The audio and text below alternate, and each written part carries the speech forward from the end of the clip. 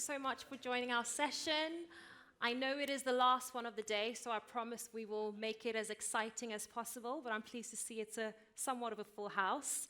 My name is Jeanette Baines. I'm from Borderless Access, and I'll be co-moderating the session alongside Camilla Hazler. And it's super exciting to be returning to the ESOMAR stage. We are personally fond of the organization, and I promise it's not just because they awarded us gold standard for research and innovation, but shameless plug over there. But we are super spoiled today by our lineup. We're joined by industry and thought leaders from giants in terms of global corporations. But I will introduce them. I wanted to give you a bit of context on Borderless Access. We are an award-winning market research company with digital-first solutions. Technology and AI has always been at the core of everything we do, and we particularly leverage AI to bring brands closer to the life experiences and moments that matter most to their consumers. So without further ado, all the way from no particular order, we've got Alfonso Calatrava from Meta with more than 15 years of experience in advertising and effectiveness optimization. He's currently working as a third-party measurement lead for the EMEA region. And prior to Meta, he's worked for other leading tech companies like Google and Twitter. From the Coca-Cola company, we're joined by Luisa Rossi. She's an insights leader with over 17 years of experience, and she's currently the Senior Human Insights Director all the way in Latin America. And she's also led insights strategies across over 90 different markets, focusing on consumer, data, and driven solutions. Last but definitely not least, we've got all the way from Kantar, Jane Osler. She's the Global Executive Vice President. She oversees Kantar's thought leadership on AI, brand, media, and creative. She's a frequent public speaker, podcast host, media commentator, and she's also the lead author of the Blueprint for Brand Growth, Kantar's unified view of how brands grow. The huge intro, we needed it for them, but I'm going to dive straight into the first question for the panel. In terms of AI adoption, how long has your company been developing or applying AI solutions in terms of research and insights? And do you mind sharing any real-life examples with us? Okay, I can start. So yeah, for Meta, AI is really at the core of everything that we do, from product development. So the current version of Instagram, Facebook, all of this is based on models that are powered by AI. We have also some examples on how to use it for research, but with all the previous presentations, I mean, I think we have a very deep understanding of what is the state of the art. So one thing that I wanted to share, which is a little bit out of the scope, but I think related for sure, is the impact of AI for things that has to do with satisfaction at work. So I mean, I think one of the main usage of AI is about also making us do the thing that we really want to do and that we are more skilled to do. And I have a very quick example of how are we bringing this to Meta. At Meta, we have a very deep, thoughtful process for performance evaluation of the employees, when you have to do a lot of details on what you did the last 6 months. And it was painful for all of the employees in the past. Now we changed the model. We applied our own version of ChatGPT. And in the past, we spent like 10 hours per employee on this process. Now it was reduced only to less than 1 hour. So I think it's a good example of how AI can affect things that are not only related to research, but also our day-to-day and satisfaction at work. Yeah, I really wanted to start with this, hopefully relevant example. Go for it. Yeah. Okay. Yep. I'll go. Yeah, at Kantar, we've been using machine learning, AI, now generative AI, probably for over a decade in total. We use it behind the scenes, to fuel our analytics and data science techniques. We also have products and solutions that lead with AI as well. So on obviously those take on capabilities, and as AI, generative AI in particular, develops. So an example of that is creative testing using Link AI, which enables high speed testing at scale, but we apply it to innovation, all sorts of other areas of the business as well, and conversational AI interrogation of data as well. So there's a lot that's going on. Obviously, it's kind of, you know, amplified its growth, I think, and speed of development in the last year or so. And so we keep adding new capabilities, like the ability to, you know, recognize celebrities in advertising, for example. So AI is obviously, you know, developing at rapid speed. So it's kind of, you know, it's part and parcel, I think, of what we do now. So thanks for the question, Janet. It's really interesting to think about the core of your question, which is for how long have we been using AI? Because AI had like a huge recent boom, right? So for those who were in ESOMAR last year, we were not talking about it that much. It was, I don't know, metaverse or something else. So I really got curious and interested about the topic in the last year.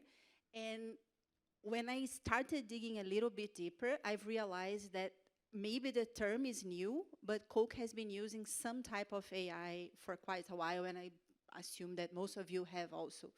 So I would say that even outside the research world, maybe we've been using AI for media planning, for lookalike audiences, for example, for quite some time. And I didn't know it was AI. And I'm being like really humble here, like, wow, so we've been doing that.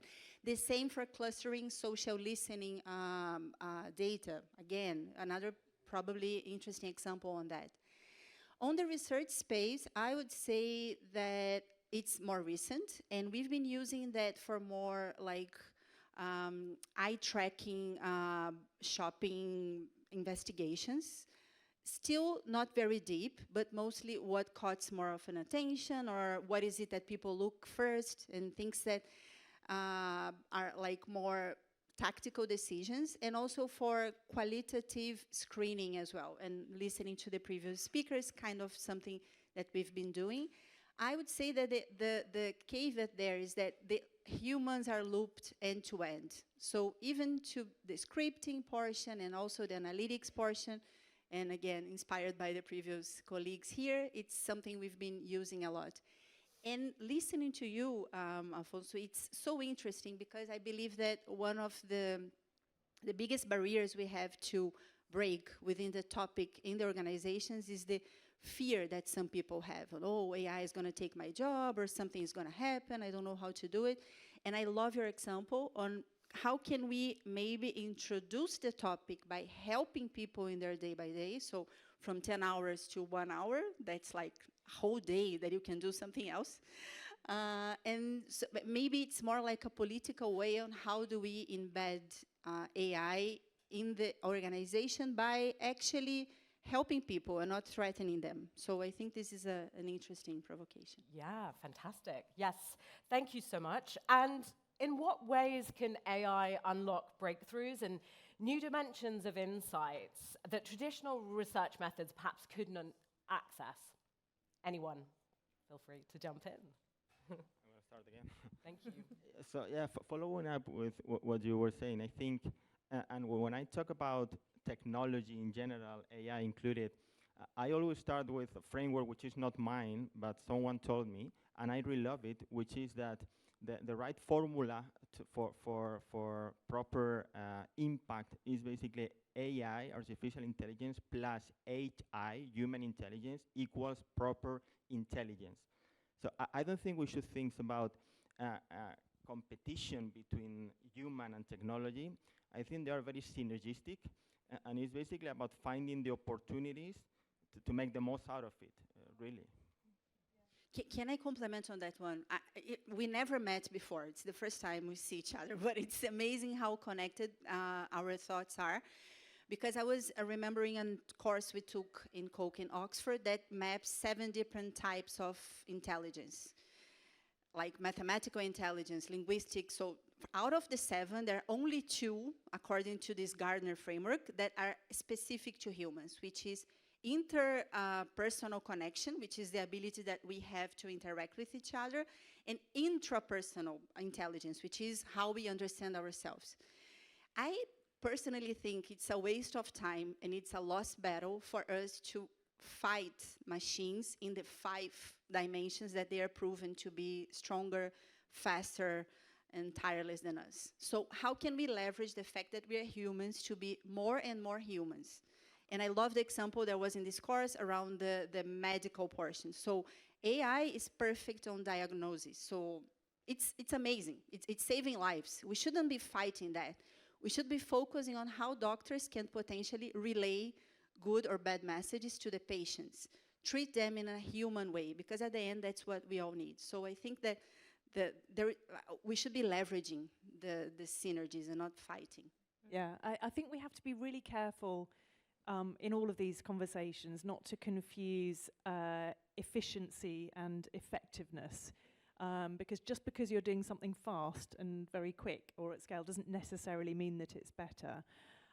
So I think, the example we just heard about actually of sort of concept development, rapid new ideas being suggested and tested, that's a really good example of a kind of breakthrough moment where, a whole part of the industry can almost be handled in a completely different way. But similarly, there are areas that AI is helping, digital advertising. Obviously, some of us have been working in digital advertising for 25 years, and I'm not actually joking about that. Digital advertising has been around a very long time, but, often in marketing, it's actually just treated as a throwaway. Just chuck it out there, see if it works. I'm exaggerating for effect, because obviously I know that many marketers take it very seriously. But AI can unlock that testing at scale and speed, testing emotion, testing different drivers of creativity. And in fact, we just worked on a project with Meta and Creative X where we collaborated on a really interesting series of findings in what are the features of digital advertising that actually drive long and short-term success and impact. And that was a perfect combination, like Louisa was saying, of human collaboration, coming up with hypotheses, using AI to test them, and using AI to do the modeling to actually find out the precise data points of what those features drive. But that kind of project probably wouldn't have been possible a few years ago. Absolutely. Can I add just something very quick? I 100% agree with what you said. And actually, I feel that back to your point on efficiency and effectiveness, I think one of the main values of technology, AI, is about shorten the way between both, meaning that today, given the fast decision-making that we all have in our companies, we need to come up with good insight, for sure, but also fast insight, because otherwise they are not useful. And here is where I see the power of AI. Yeah, that kind of leads to the next question. We hear a lot about the speed. Louisa, you said last year you were here, the buzzword was meta, now it's AI. It's moving so quickly. So I suppose the question is, how can AI enhance accuracy and efficiency without necessarily compromising that human intuition and creativity? Yeah, I'll go for it quickly, because I see we don't have a huge amount of time left. The most important thing is the provenance of the data. It has to be high quality data, which ultimately has to be human sourced. And it can't be human sourced like 4 years ago. It has to be kept up to date, and the models have to be continuously refreshed. And then, is it ownable data? You're not just going out and sourcing general data. It has to be ownable data. For example, we know that, clients might want to be meaningfully different. So how does the data support that? How does the AI support that meaningful difference, rather than, we do risk, particularly with generative AI in creative uses, being, going into a sea of sameness. That's a problem for the industry. So for me, it's all about the data source, the provenance, the quality of it, and then how it's analyzed and how it's used. And Jane, I'm going to go guys, there is a clock here. It's very stressful. So I'm going to go extremely quickly. But I think that just building on your last point, I think we are discussing a lot around how to use the data, the quality of the data, and of course that's foundational, that's really critical. I think that we might start thinking on how do we develop the required skills in our teams to actually do this critical thinking that you were mentioning. Imagine that most of us started our professional lives doing the very basic, I don't know, I was knocking door and then switch 2 doors and then knocking the next door to do probabilistic work back in the days. So people are not going to go through that anymore. because AI is doing much more than the basics. How are we going to build and develop a skilled team that can be critical if they didn't have this foundational work? I don't have the answer. I don't have any idea, actually. But how do we build not only technical knowledge, but resilience in the team? Capacity to be frustrated, and the amount of time that we go back and forth. Are people that have everything at a fingertip capable or prepared to do that? I think that might be the next question we should ask in order to have the critical thinking that Jane was mentioning. Yes, such good points. And so we'll ask the last question of this session. And the last question of this session is in terms of how you and your organizations are thinking of applying AI, and how might businesses digitally adapt their strategies in future to leverage AI-powered research and insights more effectively. We have a 0 here on the clock, so I'm going to be super fast. Next level of stress. I'm going to say two things. First one is open source. So at Meta, we're investing a lot on open source technologies. Specifically for research, we launched the Project Robin MMN code a couple of years ago, which is being very popular, and we are evolving this code to be even more impactful. And the second thing is Gen AI and all the opportunities that this technology provides in order to speed up computing power and also being able to basically to make the whole analysis process much more efficient and accurate. Yeah. Less on the technical side, I've been reflecting a lot on how can we relay the messages and influence the companies, and in the case of Coca-Cola, the bottlers as well, and the customers, with the knowledge we have using AI in a more human way, if that's possible. So one of my recent interests is in generating synthetic personas that could potentially encapsulate all the knowledge we have on a given target, and then we could simply talk to them. And going back to the people that have been in research for a while, it could help us when you're presenting something and then the internal stakeholder says, yeah, I know you're talking about, I don't know, young people, but I have a son and he thinks differently. So if we have one synthetic persona that can potentially bring a lot of people's sons and daughters, that could help us influencing the system overall in a more impactful way. Phenomenal. Well, thank you so much to all of our panelists today. What an amazing panel discussion we've had. If anyone does have questions from the session, please do follow up directly with the panelists. And with that, I'd also like to add, of course, that with regards to AI and the research industry, that of course AI continues to evolve and adapt and present new challenges for us. And I'm so grateful to work for a company like Borderless Access, which is digitally led and very AI-enabled and willing to, as these organizations are, to adapt and grow and pivot with the market and the developments in AI. Lastly, just to bring everyone's attention as well to the QR code on the screen, we do have a competition. Scan the code and enter the competition for the chance to win some Meta smart glasses. We will award the glasses tomorrow, so scan the QR code and enter now to be part of the competition. And lastly, for anyone who'd like to continue the conversation, do find us on booth 46A. With that, thank you so much to all of you who've joined us today, and we'll hand back over to the ESOMAR team. Thank you.